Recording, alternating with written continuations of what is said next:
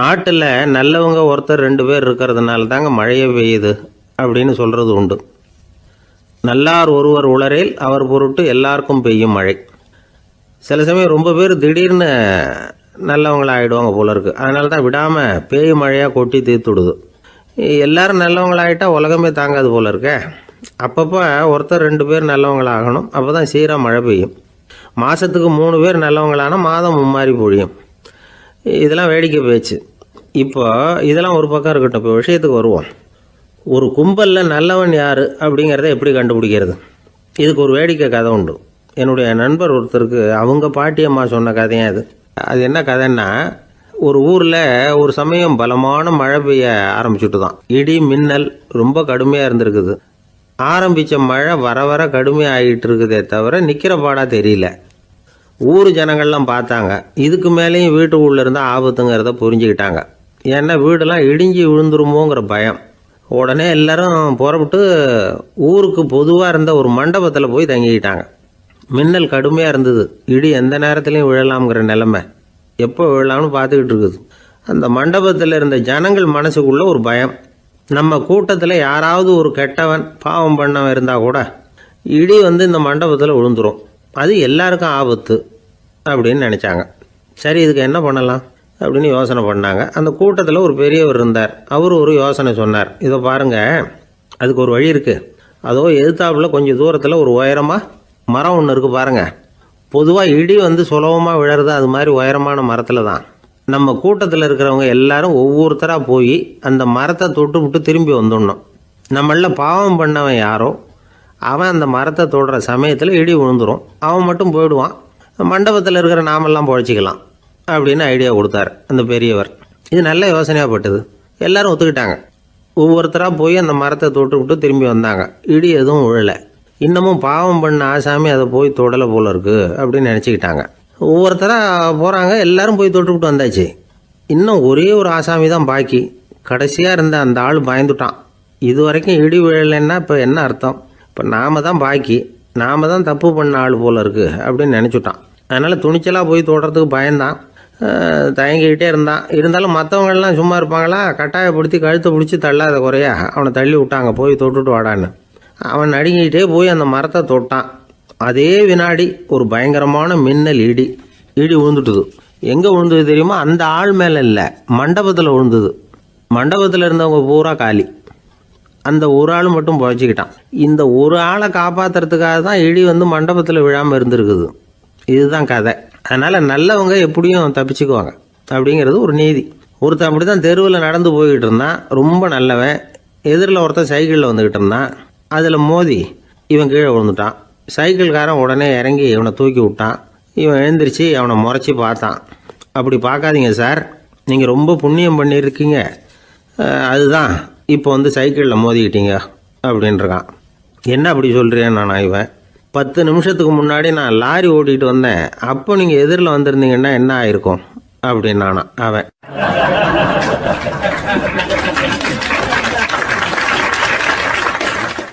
ஒரு பெரிய தத்துவ சிந்தனையாளர் இருந்தார். சுவாங் சு அப்படின்னு பேர். அவருடைய மனைவி ஒரு நாள் திடீர்னு காலமாயிட்டாங்க. ஐயோ பாவம், அவர் ரொம்ப வருத்தப்படுவார். போய் ஆறுதலாக 4 வார்த்தை பேசிவிட்டு வரலாம் அப்படின்னு நினச்சிக்கிட்டு நிறைய பேர் அவரை தேடிட்டு வந்தாங்களாம். வந்தவங்களுக்கு ஆச்சரியம். ஏன்னா இவர் வருத்தப்பட்டுக்கிட்டு இருப்பார் அப்படின்னு தானே எதிர்பார்த்தாங்க. அப்படி இல்லை, தாளம் போட்டுக்கிட்டு உட்காந்துருக்கிறார். தாளத்துக்கு தகுந்த மாதிரி பாட்டு வேற பாடிக்கிட்டு இருக்கிறார். என்ன மனுஷன் அவர், கொஞ்சம் கூட கவலை இல்லாமல் இப்படி இருக்கிறாரு அப்படின்னு நினச்சாங்க. ஒருத்தர் துணிஞ்சு அவர்கிட்ட கேட்டுவிட்டார், என்னங்க இது இப்படி அப்படின்னு.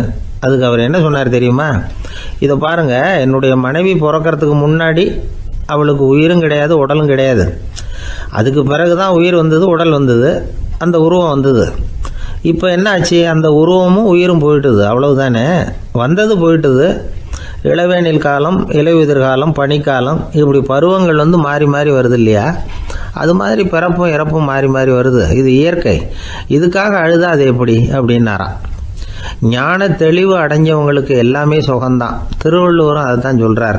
உறங்குவது போலும் சாக்காடு, உறங்கி விழிப்பது போலும் பிறப்பு. தூங்கிறதுக்கெல்லாம் நாம் வருத்தப்பட்டுக்கிட்ட இருக்கிறோமா? இன்றைக்கி தூங்க வேண்டியிருக்குதே, இன்னும் கொஞ்சம் நேரத்தில் நான் தூங்க வேண்டியிருக்கு அப்படின்னு சொல்லி யாராவது அழுதுகிட்டு இருப்பாங்களா? அதனால் இந்த உலக வாழ்க்கையினுடைய இயல்பை யதார்த்தத்தை நாம் தெளிவாக புரிஞ்சுக்கணும். அப்படி புரிஞ்சுக்கிட்டால் நாம் கவலை இல்லாமல் வாழ முடியும்.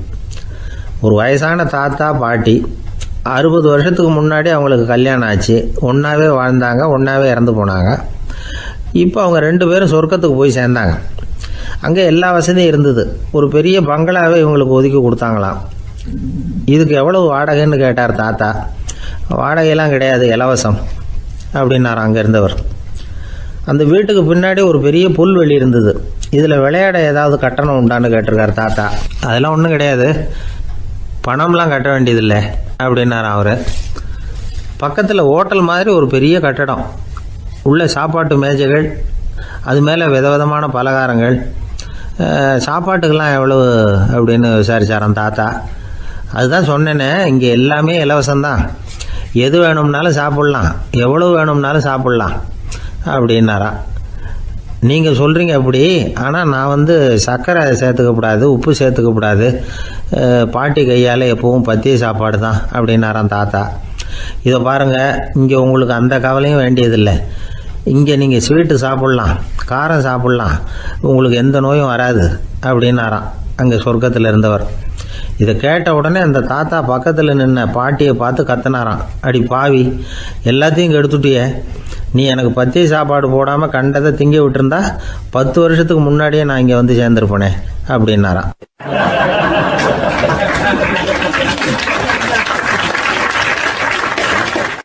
ஒரு காட்டில் ஒரு முனிவர் இருந்தார். ஒரு நாள் அவரை தேடிட்டு 4 பேர் வந்தாங்க. சுவாமி, எங்களுக்கு ரொம்ப நாளாக ஒரு சந்தேகம்னாங்க. என்னன்னு கேட்டார். இந்த உலகத்தில் எவ்வளவோ காரியங்கள் நடக்குது, எது நியாயம் எது அநியாயம் அப்படின்னு புரிஞ்சிக்க முடியலன்னாங்க. அது யாராலையும் புரிஞ்சிக்க முடியாதுன்னார் முனிவர். வந்தவங்களுக்கு ஆச்சரியமாக போச்சு, ஒரு மாதிரியாக பார்த்தாங்க. இதை முனிவர் கவனிச்சார். சரி, புறப்படுங்க என்னோடன்னார். எங்கன்னு கேட்டாங்க. இப்போ உங்கள் 4 பேரையும் ஒரு புஷ்பக விமானத்தில் அழைச்சிட்டு போகிறேன். இந்த உலகத்தில் சர்வசாதாரணமாக நடக்கக்கூடிய ஒரு காட்சியை உங்களுக்கு காட்ட போகிறேன். நீங்கள் பார்க்க போகிற அந்த காட்சி நியாயமா அநியாயமா அப்படிங்கிறத என்கிட்ட சொல்லணும். நீங்கள் சரியான பதில் சொன்னால் புஷ்பக விமானத்தில் தொடர்ந்து பிரயாணம் பண்ணலாம். தவறான பதில் சொன்னால் இந்த புஷ்பக விமானம் உங்களை கீழே தள்ளி விட்டுரும் அப்படின்னார். 4 பேருக்கும் பயந்தான். இருந்தாலும் முனிவர் கூப்பிடுறாரு அப்படின்னு சொல்லி புறப்பட்டாங்க. அவங்க எல்லாரும் புறப்பட்டு ஒரு காட்டு வழியாக போய்கிட்டு இருக்கிறாங்க புஷ்பக விமானத்தில். அங்கே நடக்கிற ஒரு காட்சியை காட்டுறார் முனிவர். அதோ அங்கே பாருங்கன்னார். அந்த விமானத்தில் இருந்தபடியே எல்லாரும் கீழே குனிஞ்சு பார்க்குறாங்க. அங்கே ஒரு தாய் புலி அப்போ தான் குட்டி போட்டிருக்கு. குட்டிகளை ஈன்ற உடனே பசிக்கு இறை தேடி அந்த பக்கமாக வருது. அதே நேரம் ஒரு தாய் மான், அதுவும் அப்போ தான் குட்டி போட்டிருக்கு. அதுவும் இதே மாதிரி குட்டிகளை ஈன்ற உடனே பசிக்கு இறை தேடி அந்த பக்கமாக வருது. இப்போ அந்த புலி அந்த மானை அடித்து போட்டுவிடுது, அதுவும் சாப்பிடுது, குட்டிகளுக்கும் கொடுக்குது.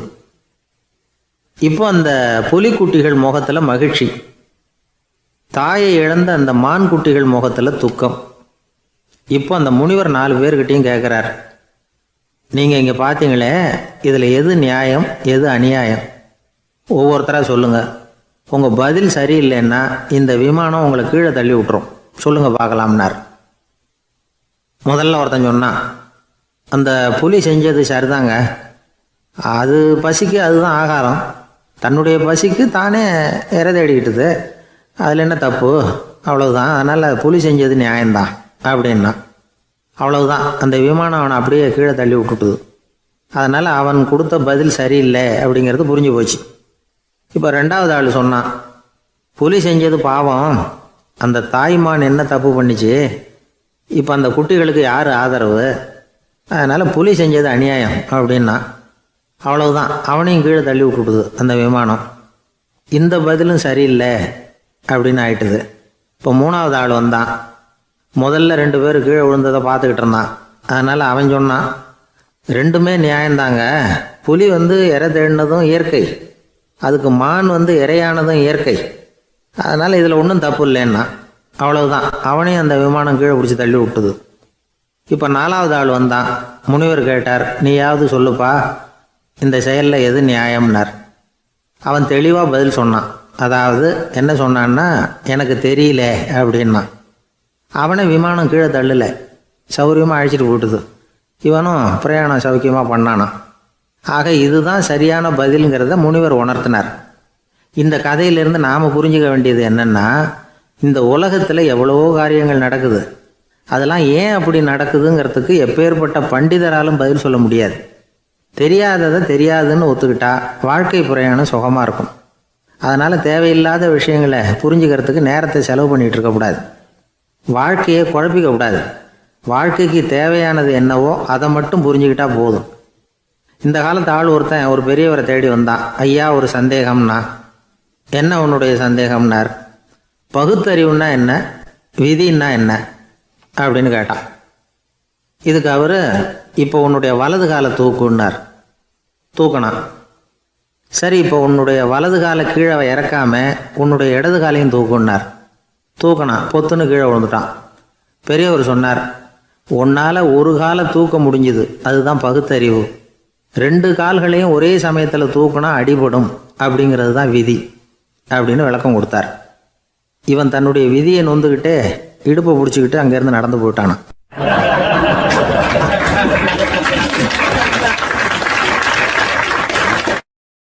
ஒரு ஊரில் ஒரு பெரியவர் இருந்தார்.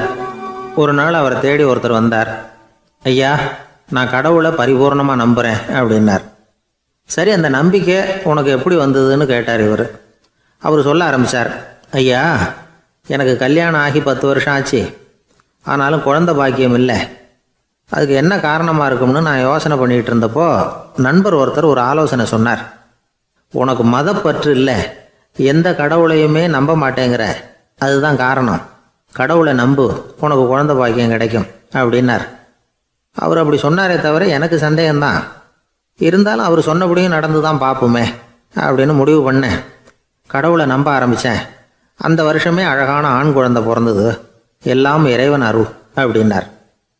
இவர் இப்படி சொன்னதை கேட்டதும் அந்த பெரியவர் சொன்னார், நீ சொல்கிறதெல்லாம் சரிதான். இருந்தாலும் இந்த காலத்தில் எந்த ஒரு காரியமாக இருந்தாலும் அதை சோதனை செஞ்சு பார்த்துட்டு தான் ஒரு முடிவுக்கு வந்து சேர முடியும். அறிவுபூர்வமான முடிவு அதுவாக தான் இருக்கும். அறிவியல் சோதனைகள் அப்படித்தான். ஒரு குறிப்பிட்ட விஷயத்தை பற்றி எத்தனை தடவை சோதனை பண்ணாலும் ஒரே முடிவு தான் கிடைக்கணும். அதுதான் சரியாக இருக்கும். அதனால் இப்போ மறுபடியும் ஒரு சோதனைன்னார். என்ன செய்யணும் அப்படின்னு கேட்டார் இவர். கடவுள்கிட்ட ஒரு பெண் குழந்தை வேணும்னு கேளு. முதல்ல ஆண் குழந்தையை கொடுத்தது மாதிரியே இப்போ ஒரு பெண் குழந்தையையும் கொடுக்குறாரா பார்க்கலாம் அப்படின்னார்.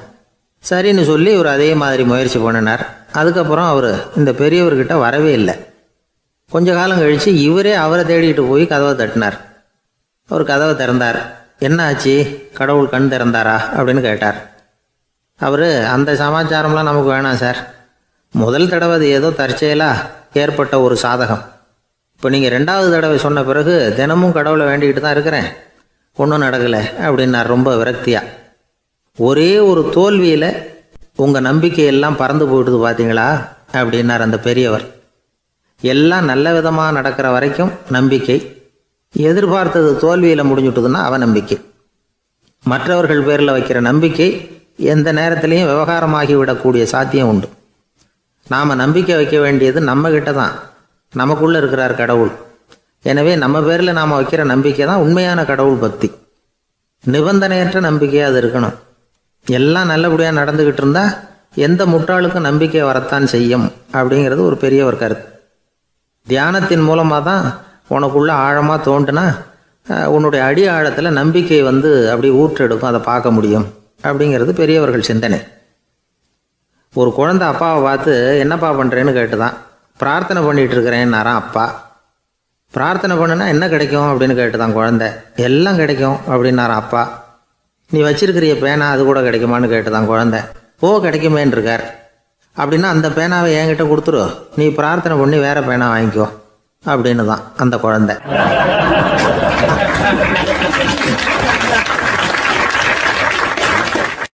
ஒரு வயசான பாட்டியும் தாத்தாவும் ஒரு பூங்காவில் உட்காந்து பேசிக்கிட்டு இருக்கிறாங்க. அவங்களுக்கு கல்யாணம் ஆகி 53 வருஷம் ஆச்சு.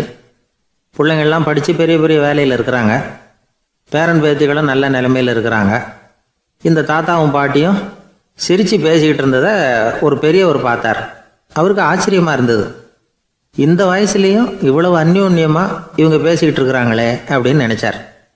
சரி நேரிலேயே கேட்டுருவோமே அப்படின்னு நினச்சிக்கிட்டு கிட்ட போனார். உங்கள் மன வாழ்க்கையின் வெற்றிக்கான ரகசியம் என்ன அப்படின்னு கேட்டார்.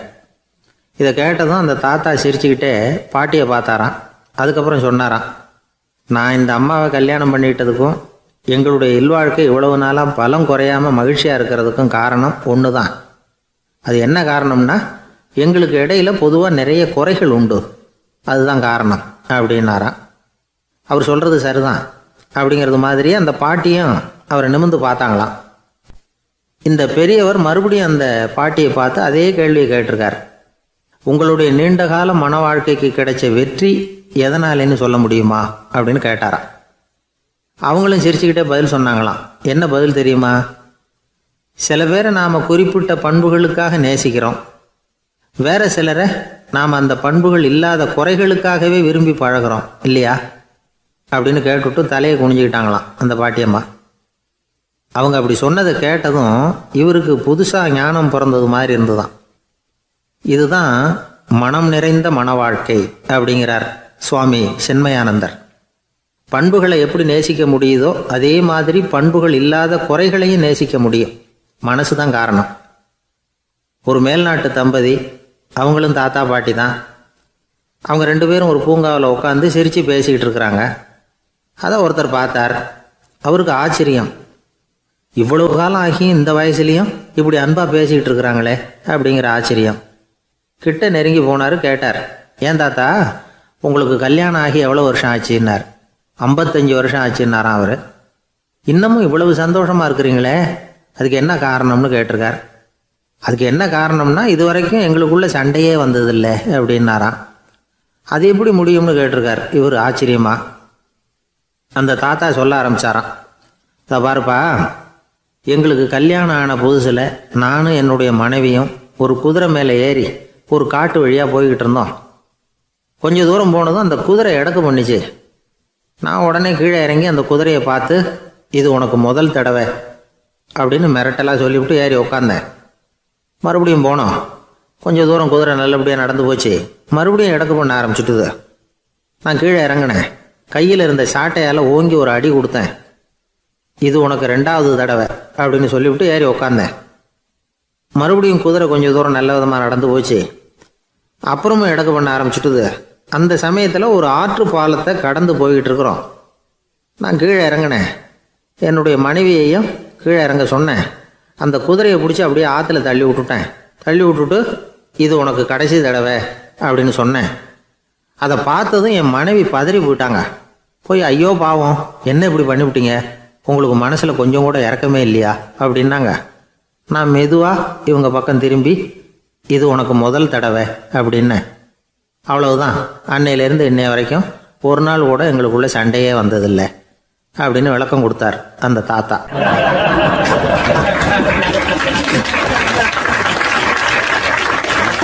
கடற்கரை ஓரமாக ஒரு பெரியவர் கையால் மணலை கீறிக்கிட்டே உட்காந்துருக்கிறார். என்னத்தையும் தேடிட்டு இருக்கிறது மாதிரி தெரிஞ்சுது. மெதுவாக கிட்டத்தில் போய், என்னத்தை தேடிட்டு இருக்கிறீங்க அப்படின்னு கேட்டோம். அவரு சாவகாசமாக நிமிர்ந்து பார்த்து, நிம்மதியை தேடிட்டு இருக்கிறேன்னார். நாங்கள் ஒரு மாதிரி ஆயிட்டோம். இருந்தாலும் சமாளிச்சுக்கிட்டு, சார் மணலில் கிழிஞ்சல் தான் கிடைக்கும், நிம்மதி கிடைக்காது அப்படின்னோம். சரி, இன்னைக்கு வசமா நம்மகிட்ட ஒரு ஆள் மாட்டிக்கிட்டார் அப்படின்னு நினைச்சு அவர் பக்கமாக போய் உட்காந்துக்கிட்டு கதை சொல்ல ஆரம்பிச்சிட்டோம். ஒரு பெரிய மன்னர் இருந்தார். அவருக்கு எல்லா வசதியும் இருந்தது. இருந்தாலும் ஒரே ஒரு குறை. அது என்னன்னா, நிம்மதி இல்லைங்கிற குறை. அரண்மனையில் தினமும் கலை நிகழ்ச்சி, நாட்டியம் எல்லாம் நடந்துகிட்டு தான் இருந்தது. இருந்தாலும் நிம்மதி இல்லை. சரி, நிம்மதி எங்கே கிடைக்கும் அப்படின்னு தேட ஆரம்பிச்சார். உடனே அதுக்கான முயற்சிகளில் தீவிரமாக இறங்கினார். நாட்டில் உள்ள தத்துவ மேதைகளை எல்லாம் கூப்பிட்டுட்டு வர சொன்னார். எல்லாரும் சேர்ந்தாங்க. அவங்கள பார்த்து, நிம்மதி எங்கே இருக்குது அப்படின்னு விசாரிச்சார். அவங்களுக்கு அது தெரிஞ்சா ஏன் இப்படி ராஜா முன்னாடி நின்றுட்டு இருக்க போறாங்க? ராஜாவோட கேள்விக்கு ஒவ்வொருத்தரும் ஒவ்வொரு மாதிரி விளக்கம் கொடுக்க ஆரம்பிச்சிட்டாங்க. எந்த பதிலும் ராஜாவுக்கு திருப்தி அளிக்கக்கூடிய அளவுக்கு இல்லை. சரி, போயிட்டு வாங்கன்னு சொல்லி அவங்களெல்லாம் அனுப்பி வச்சுட்டார். ஒரு நாள் அவர் மாளிகையில உப்பரிகையில நின்றுட்டு இருக்கிறார். அந்த சமயத்துல தெருவில் ஒரு பிச்சைக்காரன் ரொம்ப உல்லாசமா பாட்டு பாடிக்கிட்டே போய்கிட்டு இருக்கிறான். குரல்ல ஒரு சந்தோஷம், நடையில ஒரு மிடுக்கு. அவங்ககிட்ட கொஞ்சம் கூட கவலை இருக்கிறதா தெரியல. உடனே ராஜா அதை பார்த்தார். ஏவலாளிகளை கைதட்டி கூப்பிட்டார். உடனே ஓடி போய் அந்த பிச்சைக்காரனை இங்க அழைச்சிட்டு வாங்கன்னு உத்தரவு போட்டார். இவங்க உடனே ஓடி போய் அவனை கூப்பிட்டாங்க. அரண்மனைக்கு வாழ்ந்தாங்க. அவன் வரல. அரண்மனைக்குள்ள அடி எடுத்து வைக்க மாட்டேன்னு சொல்லிவிட்டான். ராஜா கிட்ட வந்து விஷயத்தை சொன்னாங்க. அவருக்கு ரொம்ப ஆச்சரியம், இப்படி ஒரு ஆள் இருக்கிறானா அப்படின்னு. சரி, அவன் என்னதான் சொல்றான் அப்படின்னு விசாரிச்சார். இவங்க மறுபடியும் தெருவுக்கு போய் கேட்டாங்க. என்ன பார்க்கணும்னா ராஜா விருப்பப்பட்டாருன்னா அவரை வேணும்னா இங்க வர சொல்லுங்க அப்படின்னு சொல்லிவிட்டான். அதை வந்து ராஜா கிட்ட சொன்னாங்க. அவருக்கு கோபம் வரல. இவ்வளவு சுதந்திர உணர்வோடு இருக்கிறவன் சாதாரண ஆளா இருக்க முடியாது அப்படின்னு நினைச்சார். உடனே கிடுகிடுன்னு இறங்கி தெருவுக்கு வந்தார். பிச்சைக்காரங்கிட்ட போனார். நீ கவலைப்படாம சந்தோஷமா பாடிட்டு போறியே, அது எப்படி முடியுது உன்னால அப்படின்னு கேட்டார். ஏன் அப்படி கேக்குறீங்கன்னா அவன், அதுக்கு இல்ல, எனக்கு அரண்மனையில எவ்வளவோ சுகபோகங்கள்லாம் இருக்கு, இருந்தாலும் நிம்மதி இல்ல. இது ஏன்னு எனக்கு தெரியல. இந்த தேசத்துல உள்ள அறிஞர்களை எல்லாம் கூப்பிட்டு கேட்டு பார்த்துட்டேன், அவங்களுக்கும் தெரியல. உன்னை கேட்டா தெரியும்னு நினைச்சேன், அதனாலதான் சந்திக்கிறதுக்கு ஆசைப்பட்டேன். ஆனா நீ வரமாட்டேன்னுட்டியே அப்படின்னார். பிச்சைக்காரன் கடகடன்னு சிரிக்க ஆரம்பிச்சுட்டான். மகிழ்ச்சிக்கும் உங்களுக்கும் தடையா இருக்கிறது இந்த மாளிகை தான். இதை விட்டுட்டு வெளியில வந்துட்டா நிம்மதி தேடிட்டு வந்துடும்னா. நான் அரசன், எனக்குன்னு கடமைகள் இருக்கு, அதையெல்லாம் விட்டுட்டு எப்படி வர முடியும்னார் ராஜா. ரெண்டும் ஒரே நேரத்துல கிடைக்கணுங்கிறது முடியாத காரியம். உங்க சுகபோகத்துக்கு விலையாதான் உங்க நிம்மதியை கொடுத்துக்கிட்டு இருக்கிறீங்க. என்ன பாருங்க, என்கிட்ட எதுவும் இல்லை, அதனால எதுவும் போயிடுமோங்கிற பயமும் இல்ல, நிம்மதியா இருக்கிறேன் அப்படின்னா அவன். ராஜா உடனே சந்தோஷப்பட்டு தன்னுடைய மேலங்கியை எடுத்து அவனுக்கு பரிசா கொடுத்தாரான். அவன் சிரிச்சுக்கிட்டே அதை வாங்க மாட்டேன்னு விட்டானான். இதை நீங்க எனக்கு கொடுக்கறதுனால எந்த பயனும் இல்லை, அதே நேரத்துல அதை வாங்கிட்டேன்னா அடுத்த வினாடியிலிருந்து அதை எப்படி காப்பாத்துறதுங்கிற கவலை எனக்கு வந்து சேர்ந்துடும், அப்புறம் தூக்கம் வராது, நிம்மதி போயிடும் அப்படின்னானா. சொல்லிவிட்டு அவன் பாட்டுக்கு சந்தோஷமா பாடிக்கிட்டே போயிட்டான். நிம்மதி எங்க இருக்குங்கிறதையும் ராஜா தெரிஞ்சுக்கிட்டார். அந்த இடத்துக்கு தன்னால போக முடியாதுங்கிறதையும் அவர் புரிஞ்சுக்கிட்டார். இப்படி இந்த கதைய அந்த கடற்கரையில மணலை கீறிக்கிட்டே உட்கார்ந்துருந்தார அந்த பெரியவர்கிட்ட சொல்லி முடிச்சோம். அவர் முகத்துல ஒரு தெளிவு தெரிஞ்சது. எங்களை நிமிர்ந்து பார்த்தார். ரொம்ப நன்றிங்க, இப்ப எனக்கு தெரிஞ்சு போச்சு, நிம்மதி வேணும்னா அதுக்கு என்ன பண்ணணும்னு இப்ப நல்லா புரிஞ்சுக்கிட்டேன் அப்படின்னார். என்ன புரிஞ்சுக்கிட்டீங்கன்னு கேட்டோம். இனிமே இந்த பக்கம் வந்தா உங்க கண்ணுல படாத இடமா பார்த்து உட்காரணும்னு புரிஞ்சுக்கிட்டேன் அப்படின்னார்.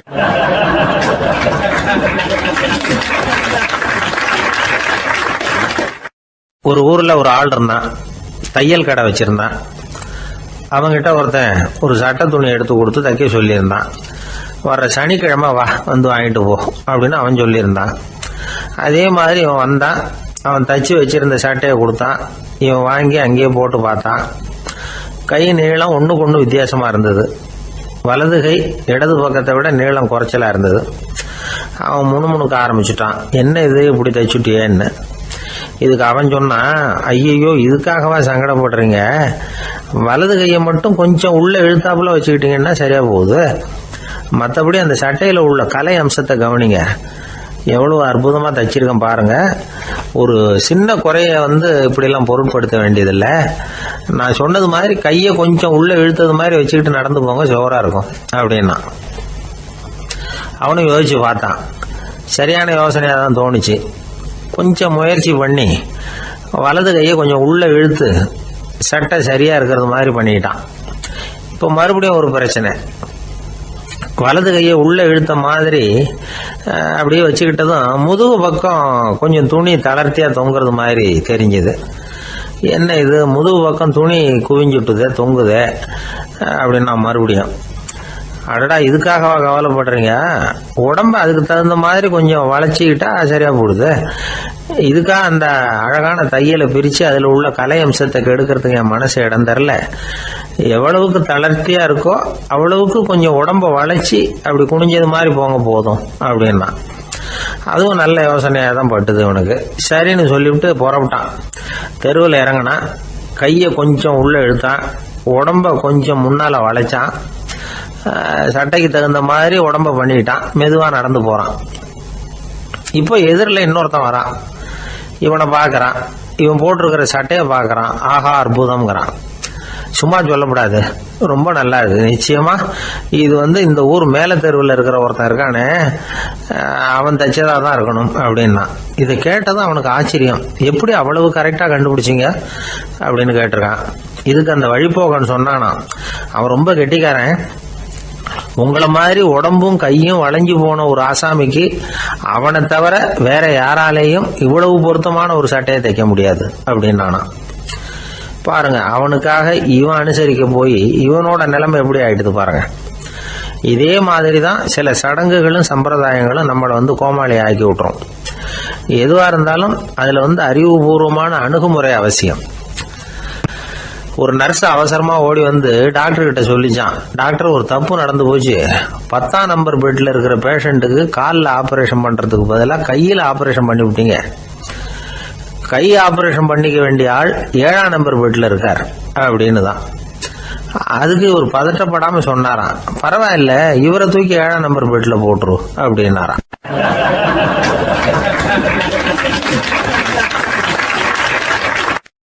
தான் மட்டும் வாழ்ந்தா போதும் அப்படின்னு நினைக்கிறவங்க உண்டு. தானும் வாழணும், அடுத்தவங்களும் வாழணும் அப்படின்னு நினைக்கிறவங்களும் உண்டு. முதல்ல சொன்ன வகையை சேர்ந்த மனிதர்கள் எப்படி தெரியுமா? எப்படியாவது தான் மட்டும் வாழ்ந்தால் போதுங்கிற நினைப்பு தான் எப்பவும் அவங்களுக்கு இருக்கும். தங்களுடைய வளர்ச்சிக்கு எது தடையா இருந்தாலும் சரி, யார் தடையா இருந்தாலும் சரி, அதை அழிச்சுட்டு தான் மறுவேலை பார்ப்பாங்க. அவங்கெல்லாம் பாவ காரியங்களுக்கு தயங்குறதே இல்லை. அப்படிப்பட்ட வாழ்க்கை அவங்களுக்கே இடைஞ்சல அமைஞ்சு விடுறது உண்டு. அதை விளக்கறதுக்கு ஒரு கதையும் உண்டு. ஒரு ஊர்ல அப்படிப்பட்ட ஆள் ஒருத்தன் இருந்திருக்கான். நிறைய பாவங்களை செஞ்சவன். அதன் காரணமா நரகப்படுகொழியில விழுந்துட்டான். நரகப்படுகொழிங்கிறது ஒரு பெரிய கிணறு மாதிரி. ஏற்கனவே பாவம் செஞ்சவங்க நிறைய பேர் அதில் விழுந்து கிடக்குறாங்க. உள்ள ஏகப்பட்ட சத்தம், எல்லாம் அந்த பாவாத்மாக்கள் போடுற சத்தம். இப்போ விழுந்தானே இவனும் சத்தம் போட்டான். இவன் போடுற சத்தம் கொஞ்சம் அதிகமாக கேட்டுது. இந்த கிணத்துக்கு பக்கத்துல புத்தர் உட்கார்ந்துருக்கிறாரு. அவர் காதுல இவன் போடுற சத்தம் விழுந்தது. உடனே அந்த கிணத்தடிக்கு போனார், குனிஞ்சு பார்த்தார். சாமி என்னை காப்பாத்துங்க அப்படின்னு கத்தனா இவன். புத்தர் அவனை கொஞ்சம் கவனிச்சு பார்த்தார். மனித சமுதாயத்துக்கு அவன் என்னென்ன கெடுதல் பண்ணியிருக்கிறாங்கிற விவரம்லாம் அவர் மனக்கண்ணில் தெரிஞ்சது. அவருக்கு எல்லாம் புரிஞ்சு போச்சு. இருந்தாலும் அவனை காப்பாத்துறதுக்கு ஏதாவது வழி உண்டா அப்படின்னு யோசிச்சார். அவன் தன்னுடைய வாழ்நாளில் ஏதாவது நல்லது செஞ்சிருக்கானா அப்படின்னு பார்த்தார். ஒரே ஒரு சமயம் அவன் தன்னுடைய காலடியில மிதிபட இருந்த சிலந்தியை மிதிக்காமல் தாண்டி போயிருக்கிறான். இந்த ஒரு காரியத்துக்காக அவனை கரையேற்ற முடியுமா அப்படின்னு நினைச்சாரு. அவ்வளவுதான். உடனே அவர் கையில ஒரு சிலந்தி உட்கார்ந்துதான். அதுகிட்ட இருந்து நூல் இழை வெளிவர ஆரம்பிச்சது. அந்த நூல் இழை கிணற்று ஆழம் வரைக்கும் அப்படியே நீண்டுகிட்டே போச்சான். புத்தர் பார்த்தார். இந்த நூலை பிடிச்சிக்கிட்டு மேலே ஏறி வா அப்படின்னாரு. என்னங்க சொல்றீங்க, இந்த சிலந்தி நூல் என்ன தாங்குமான்னு கத்தனா. எல்லாம் தாங்கும், அதை பிடிச்சிக்கிட்டு ஏறி வா அப்படின்னாரு. சந்தேகத்தோடவே அவன் அந்த நூல் இழைய பிடிச்சி இழுத்து பார்த்தா ரொம்ப வலுவா இருந்தது. அவனுக்கு ஆச்சரியம். அதை பிடிச்சிக்கிட்டே மெதுவா மேலே ஏறி வர ஆரம்பிச்சுட்டான். பாதி தூரம் ஏறி வந்திருப்பான். அப்போ அவன் காலுக்கு கீழே ஏதோ சத்தம். என்னன்னு குனிஞ்சு பார்க்கறான். கீழே கிடந்தவங்க சில பேரும் அந்த நூலை பிடிச்சி மேலே வந்துகிட்டு இருக்கிறாங்க. இவனுக்கு கோபம் வந்துட்டுது. தன்னுடைய இடுப்புல வச்சிருந்த கத்தியை எடுத்து தன்னுடைய காலுக்கு கீழே நூல் இழையை அப்படியே வெட்டி விட்டுட்டான். இனிமே நாம மட்டும்தான் மேலே ஏறி வந்துடணும் அப்படின்னு நினைச்சுக்கிட்டான். ஆனா நடந்தது என்ன தெரியுமா? மொத்த நூல் இழையும் அப்படியே அருந்து கீழே விழுந்துட்டுது. அவனும் பொத்துன்னு கீழே விழுந்துட்டான். மறுபடியும் கத்த ஆரம்பிச்சுட்டான். ஏற்கனவே அவன் செஞ்சிருந்த ஒரு சிறு கருணை அந்த நூல் இழைக்கு உறுதியை கொடுத்தது. இப்போ அவன் செஞ்ச பாவம் அந்த நூல் இழைய வலுவிழக்க செஞ்சுட்டுது. அடுத்தவங்களும் வாழணுங்கிற எண்ணம் அவனுக்கு இருந்திருந்தா இப்போ அவனும் கரையேறி வந்திருப்பான், மற்றவங்களும் சௌக்கியமா சேர்ந்திருப்பாங்க. அதனால நாமும் வாழணும், அடுத்தவங்களும் வாழணும் அப்படின்னு நினைக்கிறவன் வாழ்க்கையில சீக்கிரம் முன்னுக்கு வந்துடுவான். ஒருத்தன் ஒரு டாக்டர் கிட்ட போனான், மருந்து வாங்கினான். வாங்கி கொண்டாந்து பேசாம வச்சுட்டான், சாப்பிடல. அப்புறம் எதுக்காகப்பா போய் அவர்கிட்ட மருந்து வாங்கினேன் அப்படின்னு கேட்டாங்க. டாக்டர் வாழணும் இல்லையா, அதனாலதான் அப்படின்னா. அவர் கொடுத்த மருந்தை நீ ஏன் சாப்பிடல அப்புறம் அப்படின்னு கேட்டாங்க. நான் வாழணும் இல்லையா, அதுக்காக தான் அப்படின்னா.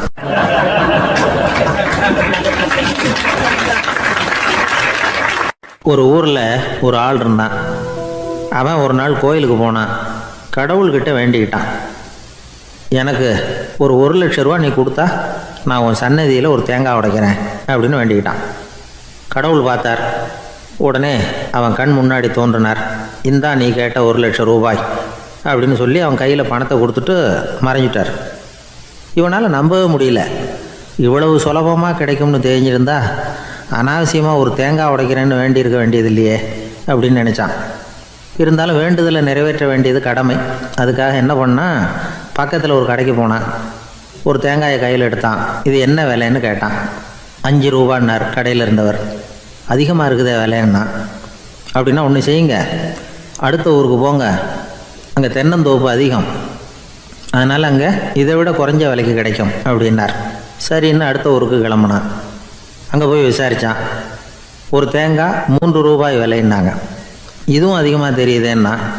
அப்படின்னா ஒன்று செய்ய, அதுவும் அந்த ஆற்று ஓரமாக ஒரு தென்னை மரம் இருக்குது பார், அதில் நீயே ஏறி பறிச்சுக்கோ, ஒரு தேங்காய்க்கு 1 ரூபா கொடுத்தா போதும் அப்படின்னார் அந்த தோப்புக்கு சொந்தக்காரரு. இவனுக்கு மரம் ஏற தெரியாது, இருந்தாலும் ஆசை யாரை விட்டுது, விலை சல்லிசாக இருக்குதே.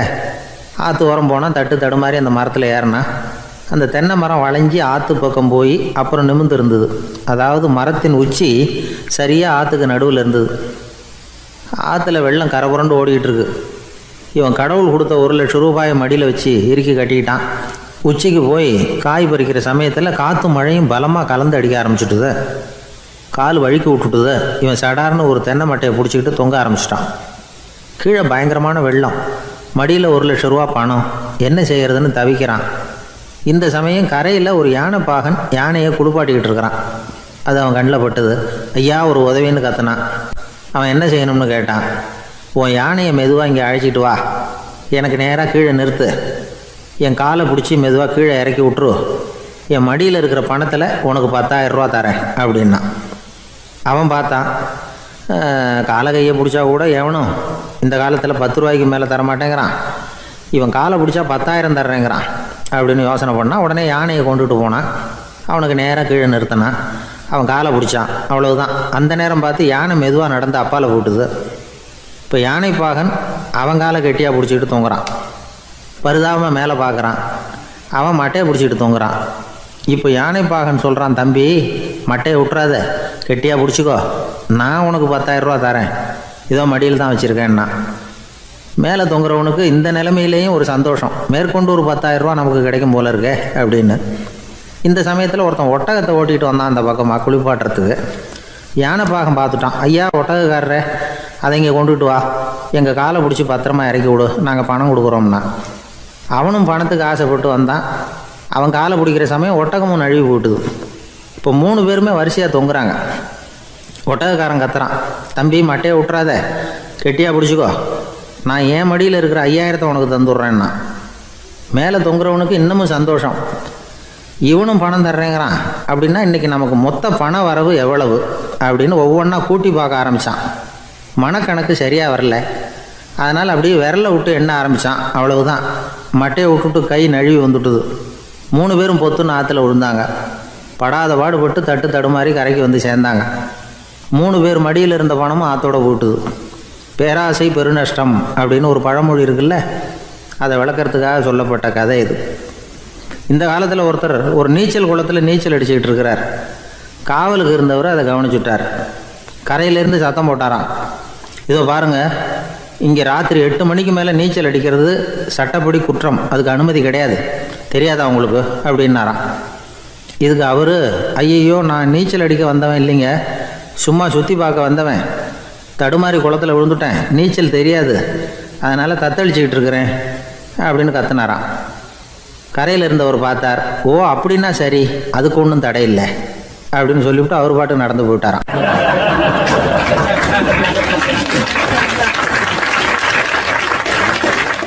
அசோக மன்னர் வந்துகிட்டு இருக்கார். அவருடைய ஆலோசகர்கள் எல்லாம் பக்கத்தில் வந்துகிட்டு இருக்கிறாங்க. அந்த சமயத்தில் எதிரில் ஒரு புத்த பிக்ஷு வர்றார். அசோகர் பார்க்குறார். ஓடி போய் அவர் காலில் விழுந்து வணங்குறார்.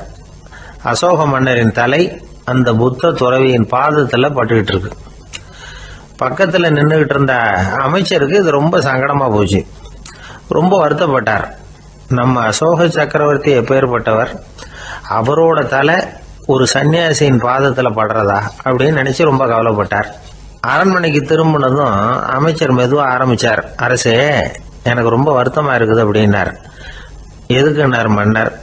அசோக சக்கரவர்த்தியின் தலை, அதாவது அந்த சிரம், ரொம்ப மதிப்புமிக்க ஒன்று, அது ஒரு சன்னியாசியின் காலில் படலாமா அப்படின்னார். அசோகர் பதில் சொல்லல, சிரிச்சார், போயிட்டார். அதுக்கப்புறம் ஒரு சரியான சந்தர்ப்பத்துக்காக காத்துக்கிட்டு இருந்தார்.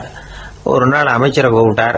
எனக்கு 3 தலைகள், வேணும் அப்படின்னார். சொல்லுங்க, கொண்டுகிட்டு வரேன் அப்படின்னார் அமைச்சர்.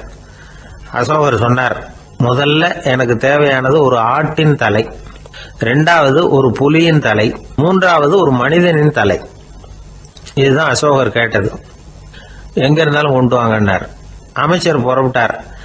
ஆட்டுத்தலை புலித்தலை கிடைச்சிட்டுது. அப்புறமா ஒரு சுடுகாட்டுக்கு போய் ஒரு மனித தலையும் சேகரம் பண்ணிட்டு ராஜா கிட்ட வந்துட்டார். அரசே, உங்கள் ஆணைப்படி 3 தலைகளையும் கொண்டு வந்திருக்கிறேன்னார். அசோகர் பார்த்தார். ரொம்ப நல்லது, இப்ப இது 3ஐயும் எடுத்துக்கிட்டு போய் சந்தையில வித்துட்டு வாங்க அப்படின்னார். அமைச்சர் அதுகளை எடுத்துக்கிட்டு சந்தைக்கு போனார். முதல்ல ஆட்டுத்தலை நல்ல விலைக்கு வித்து போச்சு. நல்ல விலை கொடுத்து வாங்கிட்டு போட்டாங்க. அடுத்தபடியா புலி தலைய ஒருத்தர் வாங்கிட்டார். அதை பாடம் பண்ணி வீட்டில் மாட்டி வைக்கலாமே அப்படின்னு நினைச்சு அதையும் வாங்கிட்டு போட்டார். மனித தலையை மட்டும் வாங்கறதுக்கு யாரும் முன் வரல. எல்லாரும் அதை பார்த்துட்டு விலைக்கு போக ஆரம்பிச்சாங்க. அமைச்சர் திரும்பி வந்தார்.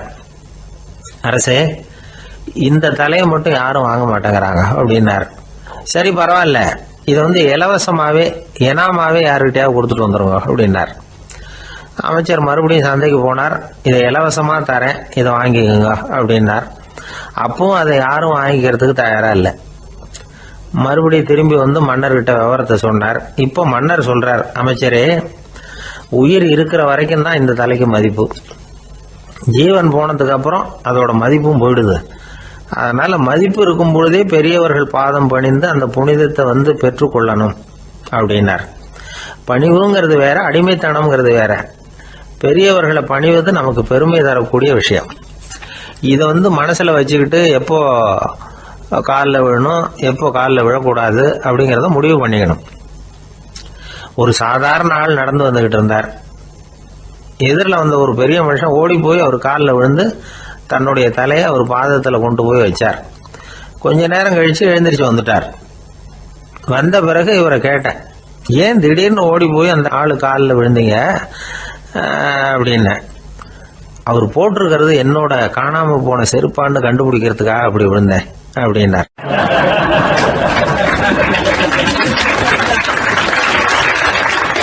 ஒரு ஊர்ல ஒரு பெரியவர் இருந்தார்.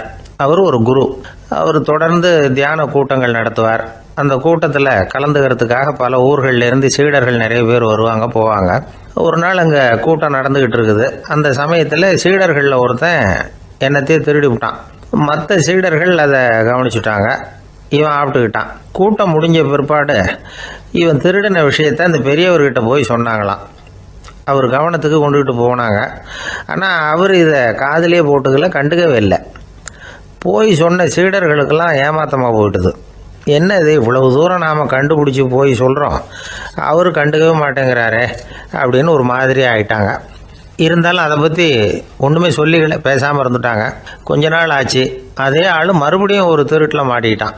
சீடர்கள் மறுபடியும் அந்த குரு கிட்ட விஷயத்த சொன்னாங்க. அவர் அப்பவும் வழக்கம் போல சும்மாவே இருந்துட்டார். இவர் இப்படி இருக்கிறத பார்த்ததும் அந்த சீடர்களுக்கு கோபம் வந்துட்டுது. உடனே அந்த சீடர்கள்லாம் ஒன்று கூடி பேசினாங்களாம். எல்லாருமா சேர்ந்து ஒரு விண்ணப்பம் தயார் பண்ணாங்க. அதை குருநாதர்கிட்ட கொண்டுட்டு போய் கொடுத்தாங்க. அந்த விண்ணப்பத்தில் இவங்க என்ன எழுதியிருக்கிறாங்க தெரியுமா?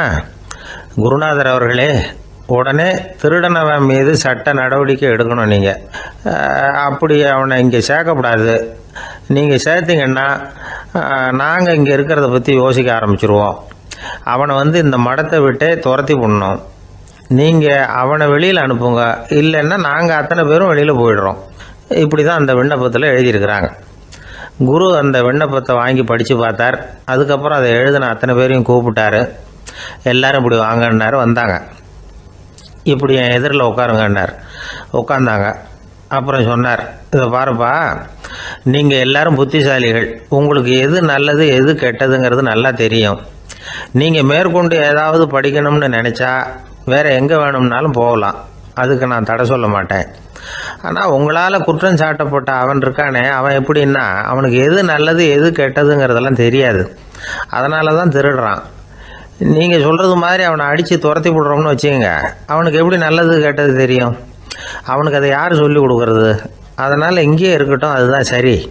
இதுக்காக நீங்கள் எல்லாரும் என்னை விட்டுட்டு போனாலும் சரி, அவனை நான் விரட்ட மாட்டேன் அப்படின்னு விட்டாரான். இவ்வளவையும் திருடன் அந்த சீடன் கேட்டுக்கிட்டே இருந்திருக்கான். அவன் கண்களில் கண்ணீர். அப்படியே எழுந்திரிச்சு வந்தான். குரு காலில் விழுந்தான். அவன் கண்ணீரில் அவனது தீமை கழுவப்பட்டது அப்படிம்பாங்க. அதாவது சீடர்களுக்கு அந்த குருவோட பெருமை அப்போ தான் புரிஞ்சுதான். ஒரு நல்ல ஆசிரியர் இருக்காருன்னு வச்சுங்க, நல்லா படிக்கிற பையனுக்கு தான் பாடம் சொல்லி கொடுப்பேன்னா அது என்ன பெரிய விஷயமா?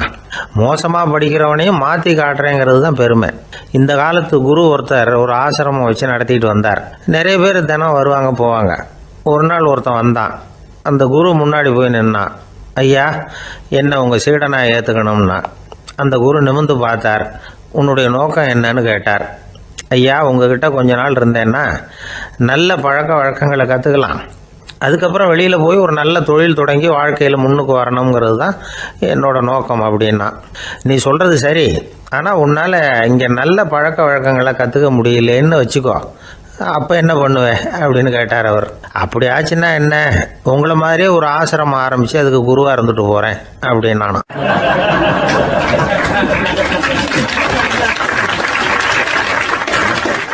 ஒருத்தன் வேகமாக ஓடி வந்தான். ஏப்பா அப்படி தலை தெறிக்க ஓடி வர்றேன்னு கேட்டேன். பின்னாடி துரத்திக்கிட்டு வருது சார் அப்படின்னா. ஏதாவது நாய் துரத்திக்கிட்டு வருது போல இருக்கு அப்படின்னு நினச்சி அவனுக்கு பின்னாடி பார்க்குறேன். கண்ணுக்கு எட்டின தூரம் வரைக்கும் எதுவுமே தெரியல. ஏன்பா எதுவும் ஒன்றை துரத்துறது மாதிரி தெரியலையேன்னு. நல்லா பாருங்கள் சார் அப்படின்னா.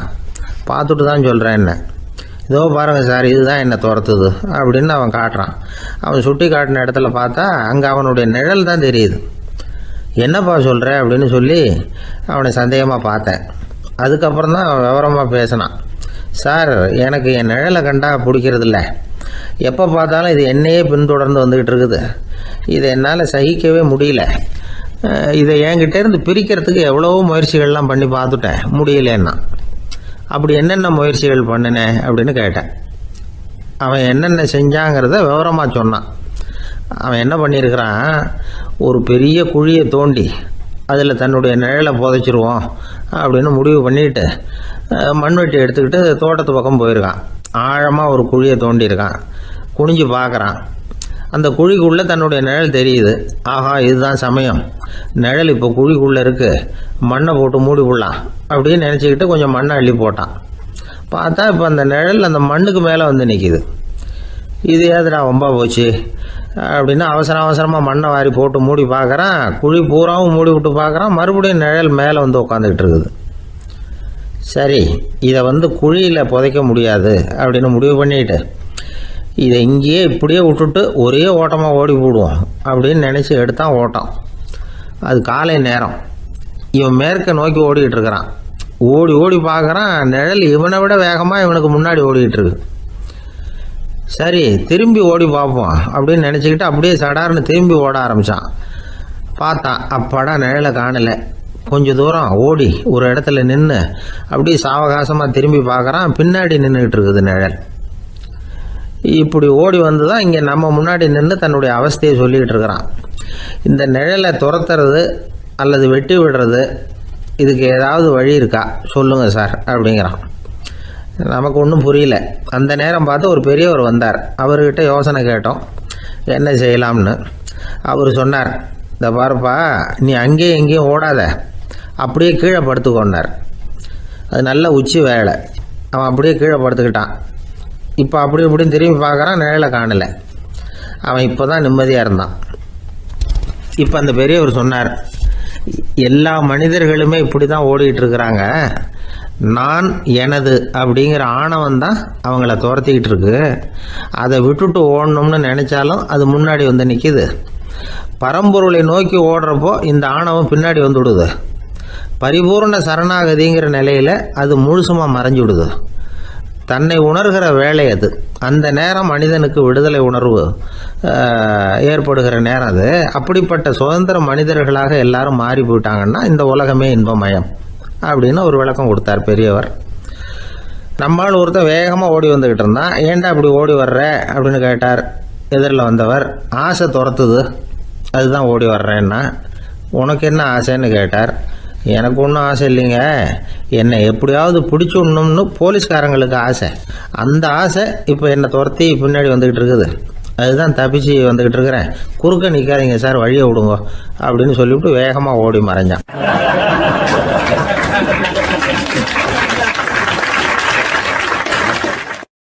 ஜப்பானில் உள்ள ஒரு புத்த விகாரை, அங்கே ஒரு வயசான பௌத்த குரு தங்கியிருக்கிறார். ஒரு நாள் ராத்திரி கடுமையான குளிர், அவரால் தாங்க முடியல. பார்த்தார், மரத்தில் செஞ்ச புத்த சிற்பங்கள் அங்கே நிறைய இருந்தது. அதில் ஒன்றை எடுத்து அதுக்கு தீ மூட்டி அந்த நெருப்பில் குளிர் காஞ்சிக்கிட்டு இருக்கிறார். மர சிற்பம் தீ வச்சதும் படபடன்னு வெடிக்க ஆரம்பிச்சுட்டுது. அந்த சத்தத்தை கேட்டதும் அந்த புத்த விகாரையின் குருக்கள் வெளியில் ஓடி வந்தார். இவர் ஆனந்தமாக குளிர் காஞ்சிக்கிட்டு இருக்கிறார். அவரால் பொறுத்துக்க முடியல. தெருவில் தெரிஞ்சுக்கிட்டு இருந்த அந்த பெரியவரை இங்கே தங்க அனுமதித்ததே அவர் தான். இவர் இப்படி பண்ணுறாருன்னு நினச்சிக்கிட்டே அவரை கோபமாக பார்த்தார். ஏன் இப்படி கோபமாக பார்க்குறீங்க, இப்படி வந்து உட்காருங்க அப்படிங்கிறாரு இவர். அவருக்கு இன்னமும் கோபம் வந்துட்டுது. எங்கள் கடவுளை வந்து எரிச்சுட்டீங்களே அப்படின்னு சத்தம் போட்டாராம். அப்படியா அப்படின்னு கேட்டுக்கிட்டே அந்த சாம்பலை கிளறினார் இவர். என்ன செய்கிறீங்கன்னு கேட்டிருக்காரு அவர். நான் எலும்புகளை தேடுறேன்னாராம். நீங்கள் ஒரு பைத்தியம், இது ஒரு மர சிற்பம், இதில் எலும்புகள் கிடையாது அப்படின்னாராம். அவருக்கு கோபம் வந்துட்டுது. உடனே வெளியில் போங்கன்னு கத்தியிருக்கார். வெளியில் தள்ளி கதவையும் சாத்தி விட்டாராம். மறுநாள் காலையில் கதவை திறந்து பார்த்தா அந்த வயசான பெரியவர் ஒரு மயில்கல் மேலே சில காட்டு பூக்களை வச்சு புத்தம் சரணம் கச்சாமின்னு சொல்லிக்கிட்டே இருக்கிறார். இவருக்கு சந்தேகமாக போட்டுது. கிட்ட போனார். என்ன செஞ்சுக்கிட்டு இருக்கீங்கன்னு கேட்டார். இது என்னுடைய காலை நேர பிரார்த்தனைனாராம். நிஜமாகவே நீங்கள் ஒரு பைத்தியமாக தான் இருக்கணும், ஏன்னா அது ஒரு மயில்கல் அப்படின்னாராம். இப்போ அந்த பெரியவர் சொன்னாராம், நீங்கள் ஒரு மரத்தை புத்தராக நினைக்கும் பொழுது நான் ஏன் ஒரு மயில்கல்ல புத்தராக நினைக்கக்கூடாது? நான் வந்து புத்தரை எரிக்கலாம், ஏன்னா அவரை நான் நேசிக்கிறேன். அந்த சிற்பம் வந்து மரத்தால் ஆனதுங்கிறது எனக்கு தெரியும். நான் ஒரு மயில்கல்லை தொழலாம், ஏன்னா அது எனது பூக்களை தாங்குது. நான் இந்த மயில்கல்லுக்குள்ளே மறைஞ்சிருக்கிற புத்தரை பார்க்குறேன். யாராவது ஒரு சிற்பி இதை சிலையாக்கினாதான் நீங்கள் புத்தரை பார்க்க முடியும். அன்னைக்கு ரொம்ப குளிராக இருந்தது. நான் எனக்குள்ளே இருக்கிற புத்தரையும் பாதுகாக்கணும். உள்ளே இருக்கிற புத்தரை காப்பாற்றுறதுக்காக வெளியில் உள்ள புத்தரை எரிக்கலாம், அதில் ஒன்றும் தப்பு இல்லை. அது அவருடைய போதனையிலேயே இருக்குது. உனக்குள் ஜோதியாக இரு அப்படிங்கிறது அவருடைய போதனை. என்னுடைய புத்தர் வந்து குளிரில் நடுங்கிட்டு இருந்தார். அந்த மர சிற்பங்கள் வெயில் மழையில் உணர்ச்சி இல்லாமல் இருந்தது, அதனால் அப்படி பண்ணினேன். ஆனால் நீங்கள் என்ன பண்ணீங்க? நான் ஒரு மர புத்தரை எரிச்சதுக்காக உயிருள்ள புத்தரை வெளியில் தள்ளி கதவை சாத்தினீங்க அப்படின்னாராம் அந்த பெரியவர். உண்மையான பக்திங்கிறது இதுதான். அதாவது உனக்குள் ஜோதியாக இரு அப்படின்னு புத்தர் சொன்னார் இல்லையா, அது மாதிரி தனக்குள் ஜோதியாக இருக்கிற இந்த காலத்து ஆசாமிகள் நிறைய பேர் உண்டு. எப்பவும் போதையிலேயே இருக்கிறவங்க. ஒரு நாள் நடு ராத்திரி ஒரு மது கடையில் ஒரு ஆள் அங்குள்ள சிப்பந்திகள் கிட்ட கேட்டுக்கிட்டு இருக்கிறான். மறுபடியும் இந்த கடை எப்போ திறப்பாங்கன்னு கேட்டானா. நாளைக்கு காலையில் 8 மணிக்கு திறப்பாங்க அப்படின்னு நானும் அங்கே இருந்த ஆள். அவன் திருப்பி திருப்பி அதையே கேட்டுக்கிட்டு இருக்கான். இவனுக்கு பதில் சொல்லி சொல்லி அழுத்து போச்சு. அதான் சொல்கிறேன் ஐயா, நாளைக்கு காலையில் வா அப்படின்னாங்களாம். அதுக்கு இவன், நான் வர்றதுக்காக கேட்கலையா, நேற்றுக்கு வந்தவன் உள்ளேயே மாட்டிக்கிட்டேன், வெளியில் போகிறதுக்காக கேட்டேன் அப்படின்னானான்.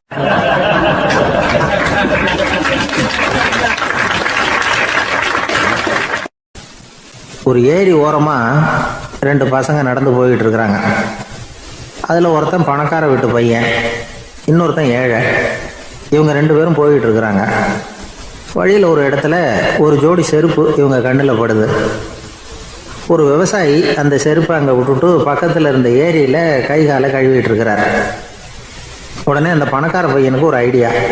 அவன் சொன்னானா, டேய் இப்போ ஒரு வேடிக்கை செய்யலாம், அந்த செருப்பு 2ஐயும் தூக்கி எட்டத்தில் வீசி எறிஞ்சிருவோம். அந்த ஆள் வந்து பார்த்துட்டு செருப்பை தேடி அல்லாடுவான், அங்கேயும் இங்கேயும் ஓடுவான், திருன்னு முழிப்பான். அதை பார்த்து நாம் ரசிக்கலாம், நல்ல தமாஷா இருக்கும் அப்படின்ட்டுருக்கான்.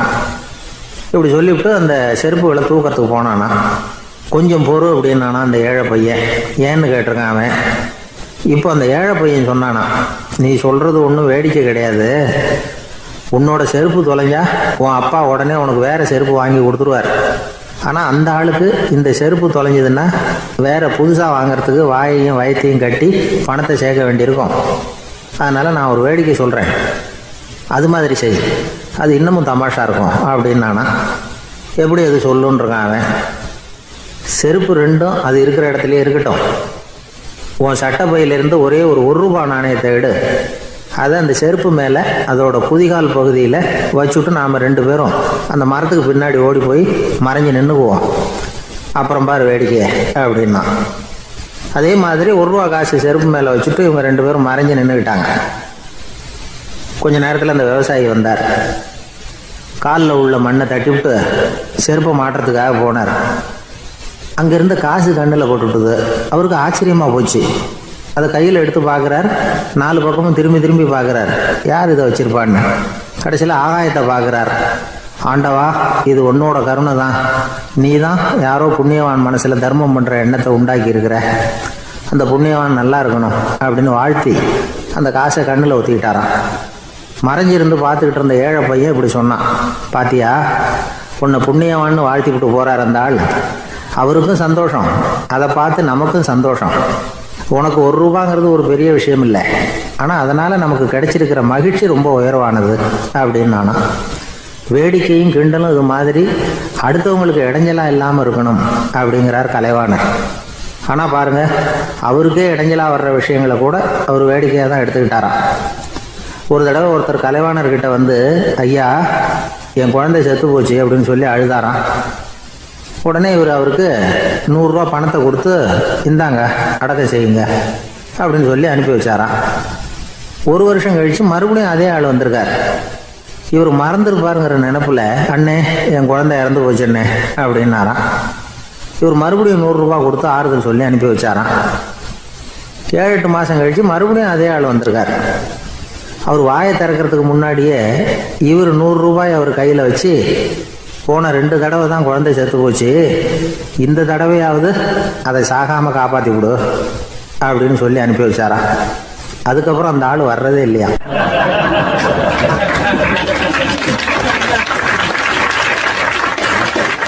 எனக்கு தெரிஞ்ச ஒருத்தர் இருக்கார். அவர் ஒரு பெரிய காவல்துறை அதிகாரி, ரொம்ப கண்டிப்பானவர். அவரை கண்டாவே எல்லாரும் பயப்படுவாங்க. அப்படிப்பட்டவர் வீட்டுக்கு போனால் அப்படியே அடியோடு மாறிடுவார். அங்கே போய் பார்த்தீங்கன்னா குழந்தையாக அவர் விளையாடிக்கிட்டு இருப்பார். அலுவலக சமயத்தில் பார்த்தீங்கன்னா குதிரை முதுகில் அவர் உட்காந்துருப்பார். வீட்டில் பார்த்தீங்கன்னா அவர் முதுகில் குழந்தை உட்காந்துருக்கும். அவர் குதிரை மாதிரி போயிட்டு இருப்பார். இது எப்படிங்க முடியுது உங்களால் அப்படின்னு கேட்டாங்க. அது ஒன்றும் இல்லை, இங்கே வீட்டுக்கு வந்த உடனே என்னோட மனசை தனியாக எடுத்து வச்சுருவேன் அப்படின்னார். அது என்னங்க உங்கள் சட்ட பையிலையாக இருக்குது மனசு, அது தனியாக எடுத்து வைக்கிறதுக்கு அப்படின்னு கேட்டாங்க. அப்படி இல்லைங்க, இது ஒரு பயிற்சி, மனப்பயிற்சி, அவ்வளவுதான் அப்படின்னார். இப்படி சமயம் பார்த்து மனசை தனியாக வச்சுவிட தெரிஞ்சவங்க வாழ்க்கையில் எப்பவும் உற்சாகமாக இருப்பாங்க அப்படிங்கிறது பெரியவங்க கருத்து. ஒரு டாக்டர் ஆஸ்பத்திரியில் இருக்கிற வரைக்கும் டாக்டராக இருக்கலாம்.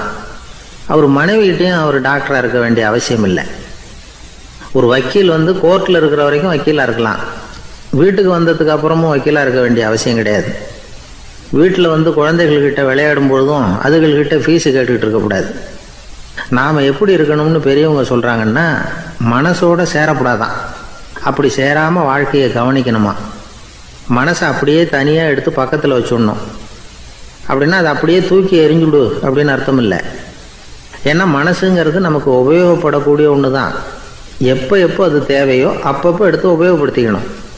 தேவைப்படுறப்போ எடுத்து கண்ணாடியை மாட்டிக்கிறோம்ல, படிக்கும் பொழுது கண்ணாடி தேவைப்படுது, எடுத்து மாட்டிக்கிறோம் இல்லையா. அது மாதிரி கணக்கு போடுறதுக்கு மனசு தேவை. கடைக்கு போய் ஒரு பொருள் வாங்குகிறோம், காசு கொடுக்குறோம், மீதி சில்லறை சரியாக இருக்கா அப்படின்னு எண்ணி பார்த்து வாங்க வேண்டியிருக்கு. அந்த சமயத்தில் மனசை எடுத்து தனியாக வச்சுட்டேன் அப்படின்னு சொல்லிகிட்டு இருக்கக்கூடாது. பரீட்சைக்கு படிக்க வேண்டியிருக்குது, படித்ததையெல்லாம் அப்படியே நினைவில் வச்சுக்க வேண்டியிருக்கு. அந்த சமயத்தில் மனசை தூக்கி எறிஞ்சுட்டேன் சார் அப்படின்னு சொல்லிகிட்டு இருக்கக்கூடாது. அப்படி சொன்னால் பரீட்சை நம்மளை தூக்கி எறிஞ்சிடும். அதனால் தேவைப்படுறப்போ மனசை உபயோகப்படுத்தணும், தேவையில்லாதப்போ அதை தனியாக ஓய்வு எடுத்துக்க விட்டுடணும். இப்படி நாம் பழக்கப்படுத்திக்கிட்டா வாழ்க்கைங்கிறது நமக்கு புதுசாக தெரியுமா. மனசுக்கும் ஒரு சக்தி கிடைக்கும். எந்திரங்களுக்கு ஓய்வு கொடுக்குற மாதிரி மனசுக்கும் ஓய்வு கொடுக்கணும், இல்லைன்னா அது களைச்சி போயிடும். குழந்தைகள் மனசை சுமந்துக்கிட்டு இருக்கிறது இல்லை. இது முதியவர்கள் குழந்தைகள்கிட்டேருந்து கற்றுக்க வேண்டிய ஒரு பாடம். ஆனாலும் இந்த கால குழந்தைகள்கிட்ட ரொம்ப எச்சரிக்கையாக இருக்க வேண்டியிருக்கு. ஒரு தாத்தாவும் பேரனும் விளையாடிக்கிட்டு இருக்கிறாங்க. தாத்தா எனக்கு சைக்கிள் ஓட்ட கற்றுக் கொடு அப்படிங்கிறான் பேரன். சைக்கிள் உயரம் கூட இல்லை, அதுக்குள்ளே சைக்கிள் ஓட்டணுமா அப்படி